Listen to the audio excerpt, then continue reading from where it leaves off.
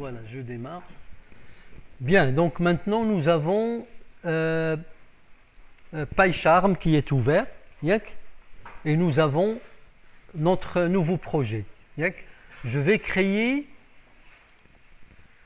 un nouveau fichier dans lequel je vais travailler. Un file. Et ici, vous devez donner un nom à votre fichier. Oui, généralement, on va main, un fichier main. Vous l'appelez comme vous voulez. Ah, on va dire TP court. Donc à chaque fois, il faut ajouter l'extension PY. Donc il ne faut pas oublier de mettre l'extension PY. Donc le fichier, c'est un fichier texte. Si vous ne mettez pas PY, il ne va pas pouvoir le trouver. Lorsque vous lui demandez l'exécution, il ne l'exécute pas. Donc un fichier qui ne porte pas l'extension .py ne sera pas exécuté. Voilà.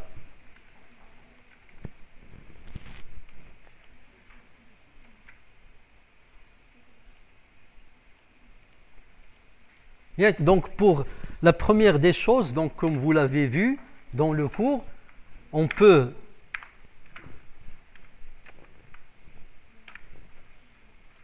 envoyer un message sur l'écran. C'est ça le rôle de print. Print, nous y a print au niveau de l'algorithmique, c'est écrire. C'est l'équivalent d'écrire. Donc je vais généralement écrire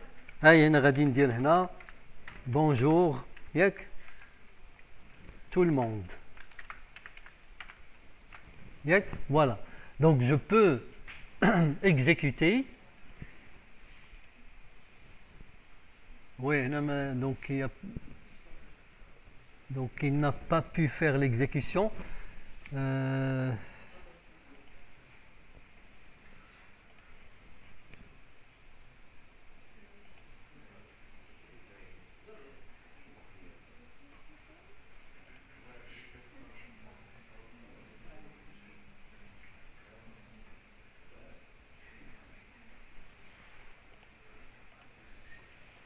Oui. Donc, oui, il fallait lui indiquer l'interpréteur. Donc, je vais... Attendez. On voit qu'il voulait un name. Oui.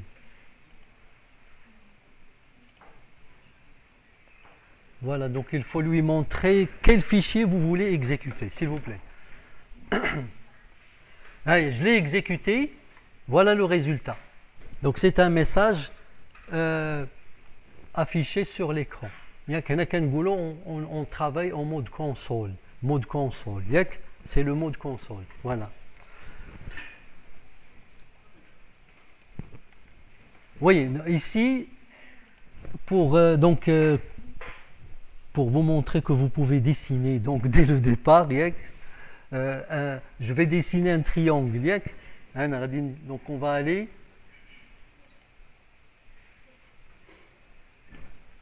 Pour dessiner un triangle, généralement, je dois commencer par slash et la barre verticale. Et là, vous pouvez utiliser un CTRL D pour copier. Il y a une copier plusieurs fois. Je vais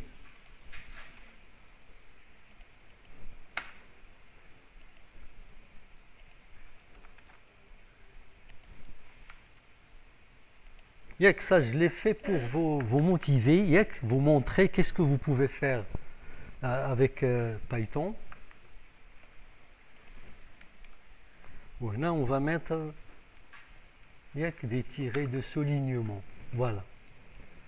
Je peux lancer le programme, exécuter. Voilà, il vous donne un triangle.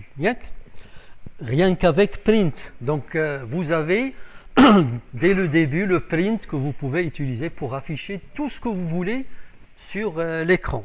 Voilà.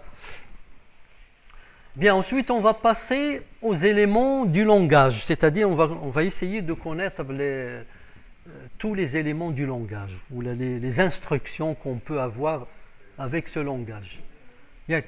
Donc, pour ajouter un commentaire, on utilise le symbole dièse. On va commencer par les commentaires. Vous savez ce que c'est que les... S'il vous plaît. S'il vous plaît. Les commentaires sont ajoutés dans un programme pour expliquer des lignes du programme. Les commentaires sont ignorés par l'interpréteur ou le compilateur. Donc, ils ne sont pas pris en considération. Donc, le rôle, il se situe, ou le rôle, c'est pour expliquer des parties du code. Voilà. Et pourquoi expliquer des parties du code? Ça, c'est pour la maintenance du programme. Vous avez écrit un programme. S'il vous plaît. Vous avez écrit un programme, une application pour une entreprise. Donc, ils ont commencé à l'utiliser. Mais après, il y a eu un problème dans cette application. Et si, par exemple, vous n'êtes pas là, et on va charger un technicien donc, à résoudre le problème. Donc, on va lui donner le code source. S'il n'y a pas des commentaires, il va trouver un problème à localiser l'erreur ou à corriger l'erreur. Donc les commentaires, ça sert à expliquer le programme et ça sert à faciliter ce qu'on appelle la maintenance du programme. Ça fait. Et ils sont ignorés par l'interpréteur. Voilà. Donc voilà, on met dièse, ceci est un commentaire. Voilà, on écrit donc, voilà. On met dièse. Donc ceci est un commentaire. Si je lance l'exécution, rien ne se passe. Donc il n'y a rien comme résultat. Parce que le commentaire n'est pas pris en considération par il est ignoré par l'interpréteur.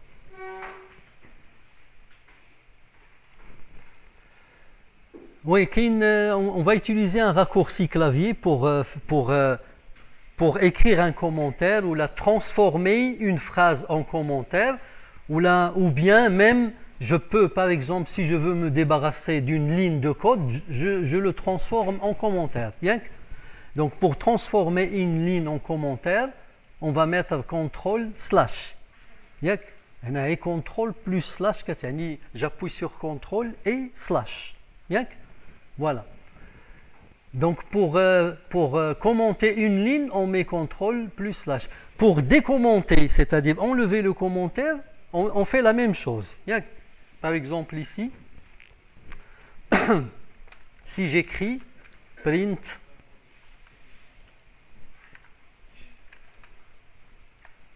print مثلا bonjour tout le monde. Ça, si je lance l'exécution, j'obtiens donc l'affichage. Si je veux commenter cette ligne, je peux transformer cette ligne en commentaire. C'est généralement pour l'ignorer. Je ne veux pas supprimer la ligne, je veux la laisser, donc je dois la commenter. Donc CTRL/, et les transformer en commentaire. Pour enlever le commentaire, il faut être sur la ligne. Vous n'avez pas besoin de sélectionner. Il faut cliquer sur la ligne et CTRL/. J'enlève le commentaire. Donc je mets le commentaire avec CTRL/ et je l'enlève avec CTRL/.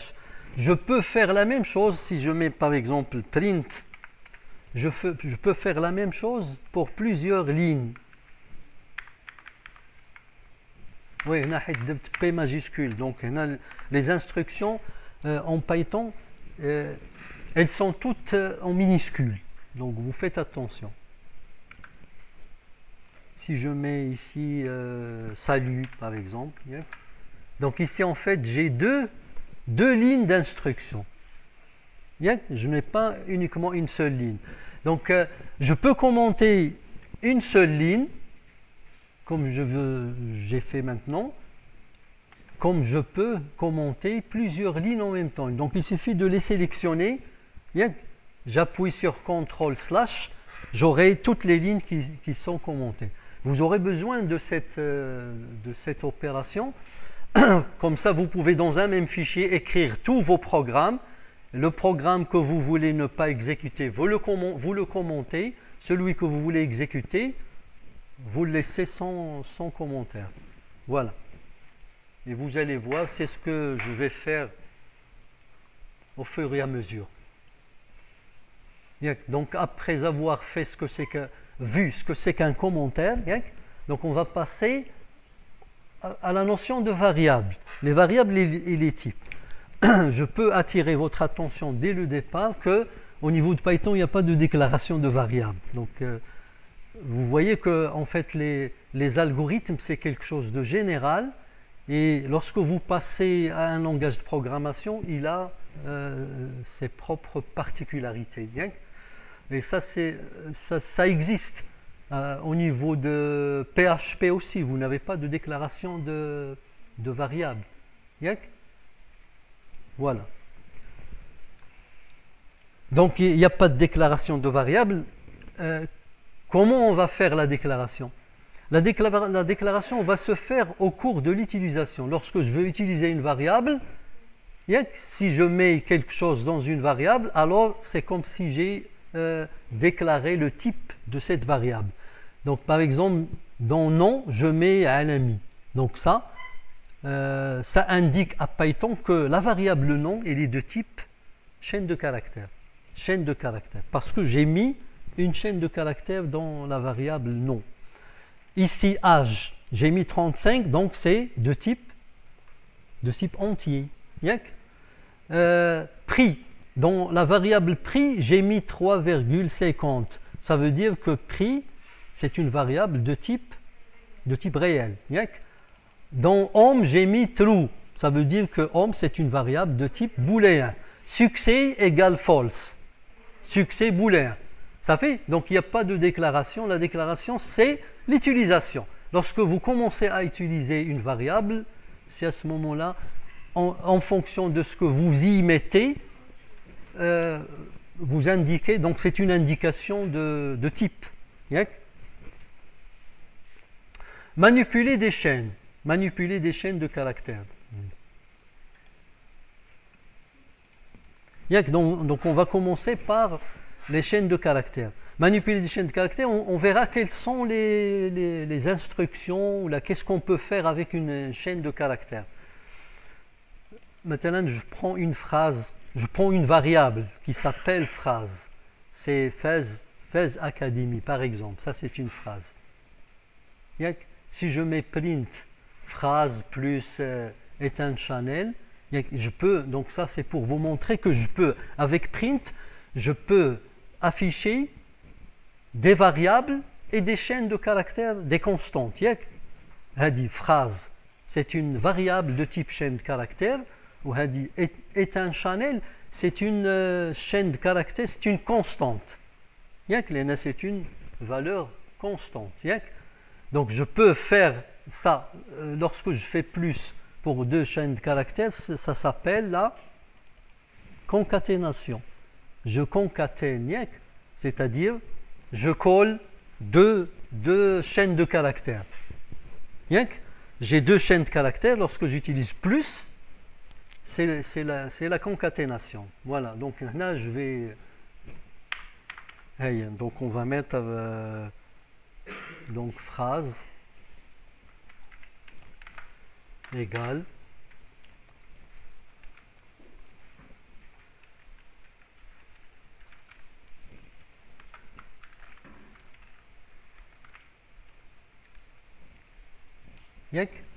ça c'est une phrase, donc ça c'est une chaîne de caractères. Phrase c'est une variable, donc il faut bien distinguer entre variable ou constante. Phrase c'est une variable. Ou Fez maintenant Academy, c'est une constante de type chaîne de caractères. Lorsque j'ai une valeur, ça s'appelle une constante. Lorsque j'ai une variable, c'est une variable. Dans une variable, je peux mettre des valeurs, et généralement les valeurs, ce sont des constantes. Voilà. Je peux donc afficher la variable plus une phrase est un channel. Ça fait? Voilà. Donc, ça c'est pour vous montrer que je peux faire afficher une variable, ce que contient une variable, et des constantes de type chaîne de caractères. Donc, si je lance l'exécution, j'aurai Fez Academy est un channel. Ou là, une forme.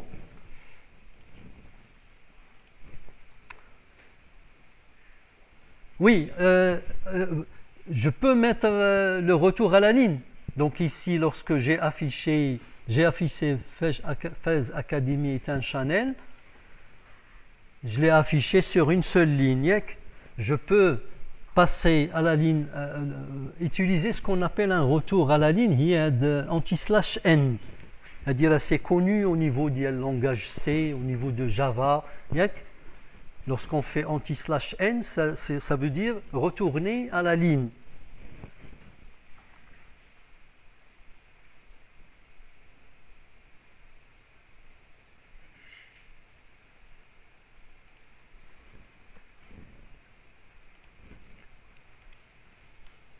Oui, donc je vais écrire print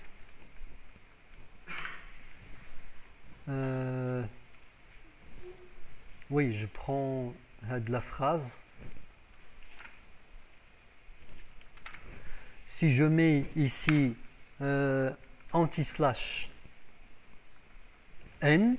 ça veut dire que Fez va s'écrire sur la première ligne et Academy sur la ligne suivante. Donc anti/n, c'est retour à la ligne. J'exécute. Voilà. Vous avez Fez et vous avez Academy.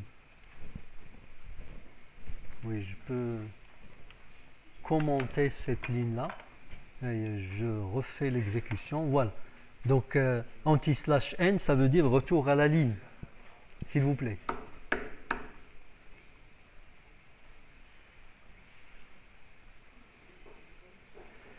Oui, par exemple, s'il vous plaît, si vous avez, donc normalement une chaîne de caractères, il est connu par les guillemets, guillemets au début, guillemets à la fin. Si j'ai un guillemet au milieu, donc il y aura un problème, vous aurez une erreur.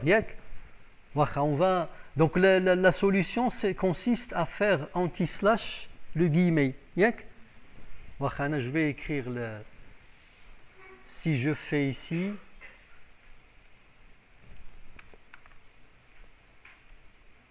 si je fais un guillemet,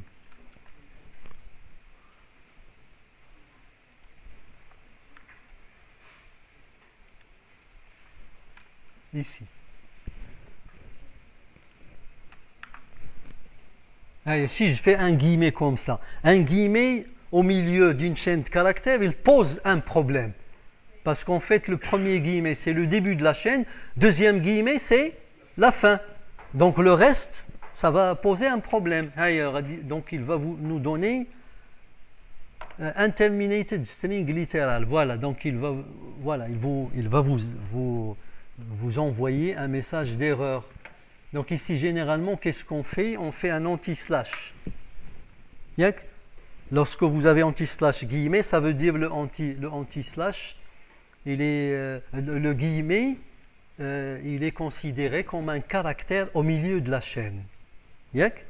Si j'exécute, j'aurai le guillemet au milieu de la chaîne et il n'y a pas de problème, il n'y a pas eu d'erreur. Si vous voulez, vous décidez d'utiliser des guillemets au milieu d'une chaîne de caractères. Donc ces guillemets, vous devez les mettre devant un anti/. Ça fait?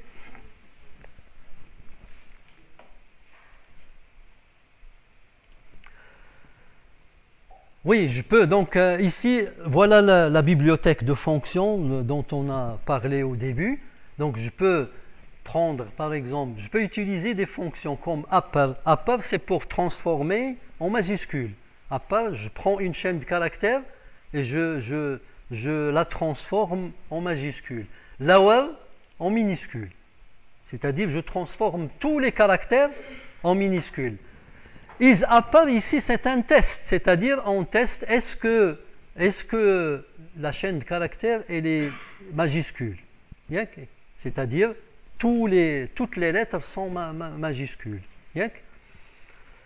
Aucune laine de phrase, c'est la longueur de la phrase. C'est-à-dire, on veut savoir combien contient la phrase comme caractère. C'est le nombre de caractères qui se trouve dans la phrase, c'est-à-dire la longueur de la phrase. C'est le nombre de caractères, le nombre de lettres. On va tester tout ça. Voilà, donc j'ai toujours phrase, la variable phrase qui contient ce texte. Donc ici, je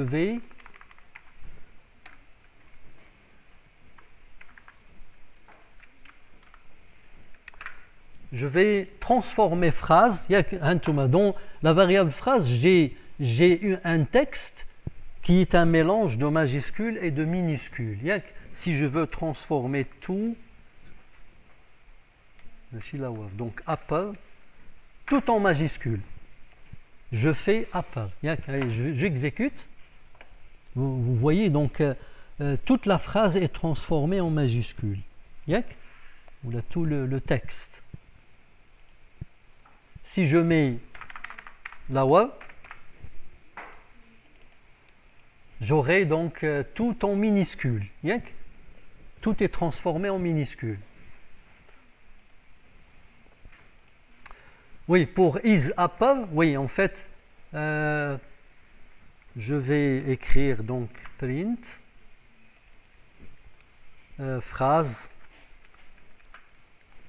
point is upper.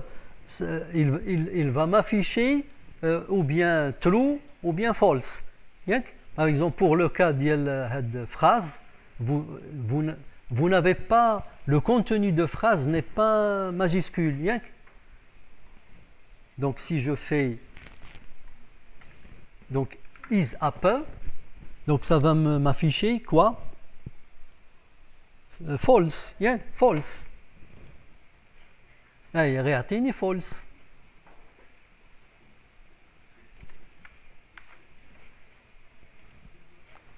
False. Si je fais,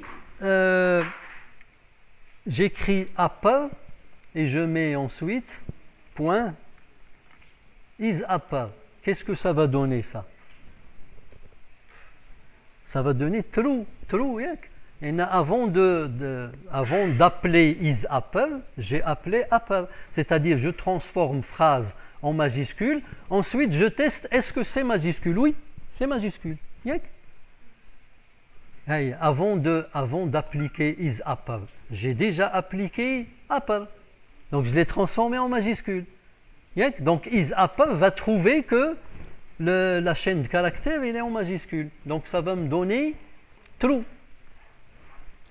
C'est clair.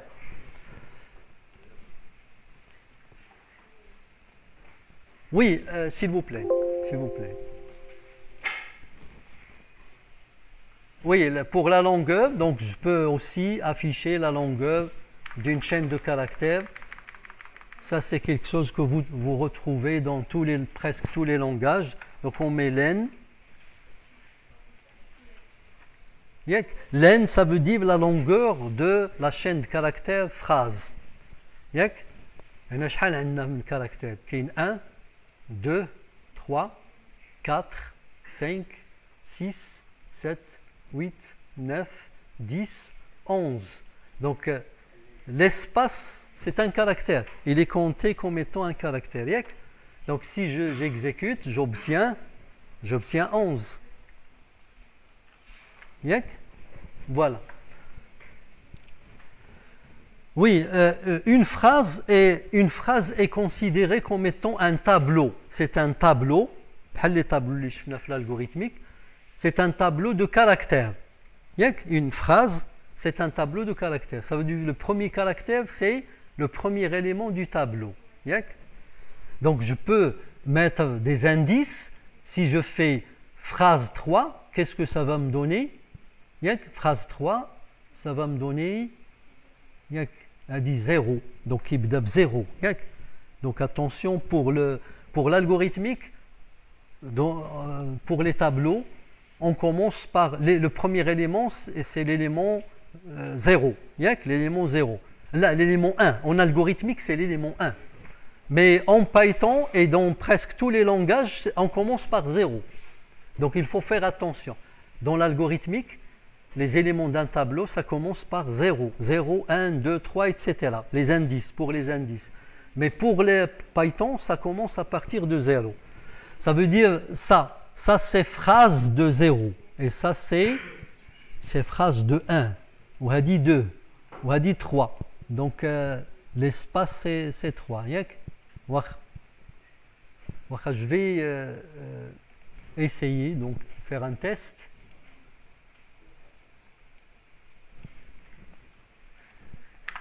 Généralement, on utilise les crochets pour les indices. Vous vous rappelez, en algorithmique, on utilisait les parenthèses. Les parenthèses. Donc, si je fais phrase 0, j'obtiens F, c'est ça. C'est le premier caractère.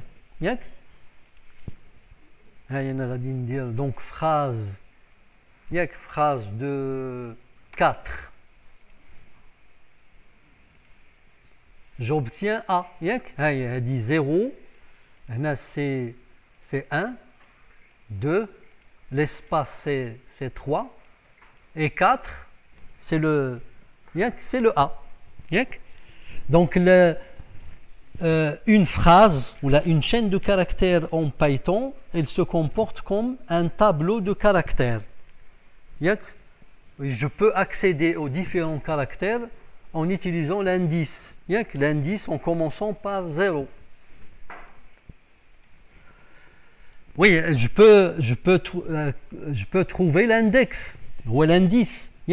Je peux choisir un caractère au milieu de la chaîne de caractères et chercher son indice. Je peux le faire, par exemple, pour A. Le A. Donc, on va dire point. Index, c'est indice. C'est l'indice de A. L'indice de A, c'est 4. Il va me donner 4. Ah oui, les guillemets. Les guillemets. A entre guillemets. Attends, 4.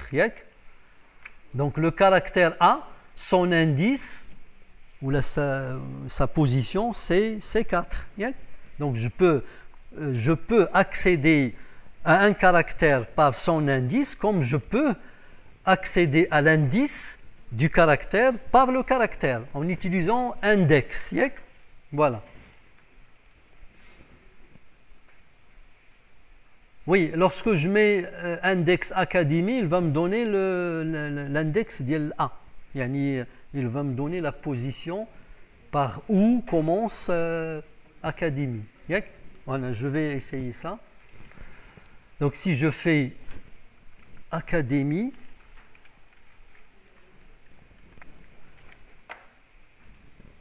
il me donne 4.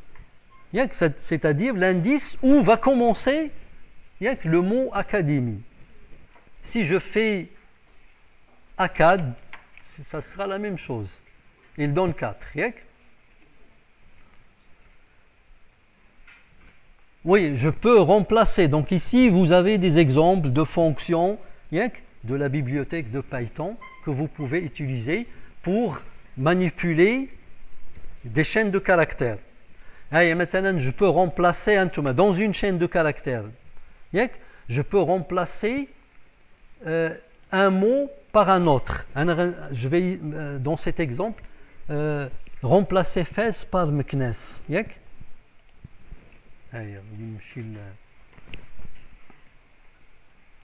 Dire replace.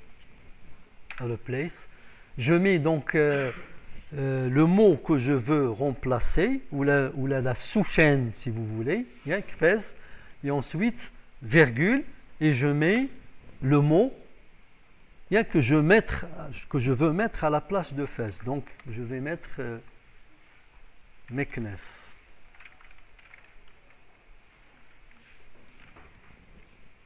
Ça fait, si je lance,